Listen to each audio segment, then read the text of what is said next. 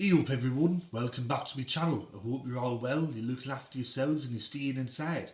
So today's video is going to be part 3 of my NRL Rivalries video, and this one's going to be Cronulla-Sutherland versus Manly-Warringah, Battle of the Beaches.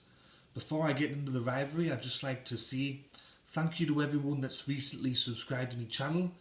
When I woke up this morning I had about 4 or 5 new subscribers, so hiya to all the new subscribers. And I'd just like to thank everyone that's supported my channel from the very beginning. I've really liked the kind words that everyone's said, and I look forward to your ongoing support. So today's video, as I just said before, is going to be Manly-Warringah and Cronulla-Sutherland, Battle of the Beaches. We're going to go through the head-to-head to begin with, then the first meeting, and then we're going to go through the big moments in the rivalry. I consider this to be one of the most fierce rivalries in the National Rugby League. So we're going to get into the video now. I'm just going to get my list. Now, beginning with the head-to-head. So there's been 104 matches played between the two clubs. There's been 26 wins to Cronulla, 73 to Manly, and 5 draws. So we can see it's a very one-sided rivalry.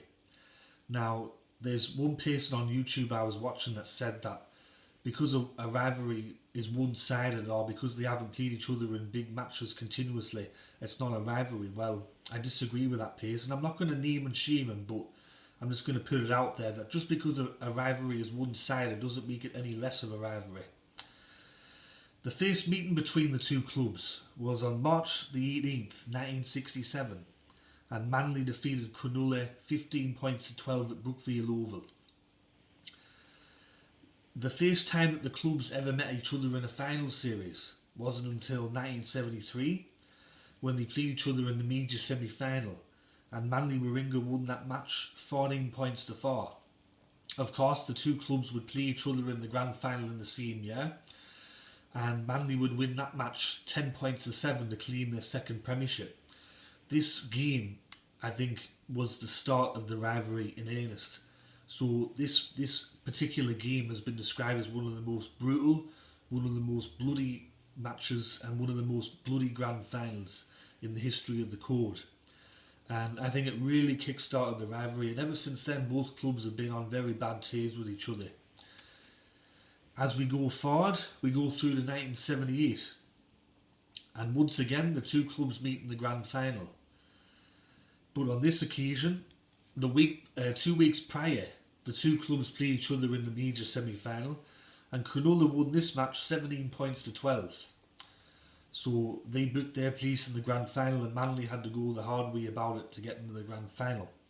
In the grand final though, Cronulla and Manly played out an 11-all draw. Back in those days, there was the thing called a replay, but there was no extra time, there was no golden point. So both clubs had to come back battered, broken, bloody 2 or 3 days later. Both clubs missing several players, and they had to have a replay in front of a reduced crowd at the Sydney Cricket Ground. And Manly won that match 16 points to 11. So you can imagine if you're on the Cronulla side of this rivalry, you'd be feeling pretty hard done by. You get so close to your first premiership, then you go out a couple of days later and you get absolutely smashed in the grand final replay. Then, in 1981, the two clubs met each other again in the final series, and this time Manly won 14 points to 11, eliminating Cronulla from the competition that year. We go forward to 1995. The two clubs met each other in the first week of the finals, the qualifying final. Cronulla went into the half-time break with a 20 points to 6 lead, but Manly fought back in the second half to win 24 points to 20.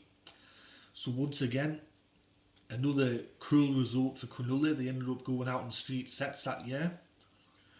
The following year, Cronulla had one of their best seasons on the pitch. Manly also had one of their best years. They were runaway minor premiers. The two clubs met in the preliminary final, and Manly dished out a 24-0 hiding to Cronulla at the Sydney Football Stadium. Then we had to wait all the way to 2013 for Manly and Cronulla to play each other again in the finals. And on this occasion, Manly won a very hard fought match, 24 points to 18, eliminating Cronulla from the competition. And last but not least, in 2019, Manly played against Cronulla in the first elimination final. Manly were down on troops, they had a few injuries. Cronulla were the fancied side, even though it was at Brookvale Oval. And Manly come out on top, winning 28 points to 16, eliminating them from the competition again. So as you can see from this rivalry, it's very one-sided, but it's very fierce as well. If you watch some of the games, especially some of the old matches, plenty of feeling. If you just remembered what I said with all the matches, Cronulla only won one of those finals matches. So if you're on the Cronulla side of the fence, it's not a very good reading. But one thing I will say that will cheer most of you Cronulla fans up is the biggest win between the two sides goes to Cronulla when Cronulla beat Manly 68 points to 6 in 2005. That's an absolute hiding, that is. So that's my video on Manly-Warringah versus Cronulla-Sutherland, Battle of the Beaches. You might think that for some people out there, you might not think it's a rivalry, but go and watch some of their matches. They're quite fierce. And one interesting thing I will say before I go and before I close on this rivalry is that if you've actually lived in Sydney, there's such a big difference, a distance between Manly and Cronulla. If you were to drive from Manly to Cronulla, it would take at least an hour and a half to get there. So for these two clubs to be so fierce and to hate each other so much and to have that geographical distance really says something. Anyway, that's my video. I hope you enjoyed it. If you did, please give it a like. If you really enjoyed it, please share it. Share it on Facebook. Share it with your friends and family. What do they see about the rivalry? Am I right? Is it a fierce rivalry? Is there anything I missed? Let us know in the comment section below. I love talking with you all on the Facebook and on the YouTube chat. And if you've got some spare time, go over the Rugby League history. That's my Facebook page. Plenty of nostalgia, plenty of good photos, plenty of good memories. Link in the description below. And also just a quick shout out to some of the supporters or subscribers out there that you should maybe have a look at considering subscribing to. There's Nick from Australia. He's been a YouTuber for a few years now and he does videos very similar to mine. Then you've got NRL Vids, who is a Manly fan. He just did a video where he ranked all the rivalries on tier maker. And then you've also got the Bundy chick, who is an Eastern Suburbs fan. Go and subscribe to her. And then you've got a couple of other subscribers as well, like CJ Moxley. Go and check him out. I think he's more on Instagram than YouTube, but go check him out. And then there's also the Setter King. I think he's more on Instagram as well, but you can go check him out. He's a Parramatta fan. He's very big on the Rugby League. And if there's a few other people that I've missed, also Entertain House. Go and check out Entertain House. He's going through a bit of an obsession with cards at the moment, but that's all right. You know, we're all obsessed with Summit, so go and check out Entertain House. He's got some good content. Hopefully, if the season gets back up and running again, you'll see him at the games with the camera and all that keeper. So go and check him out.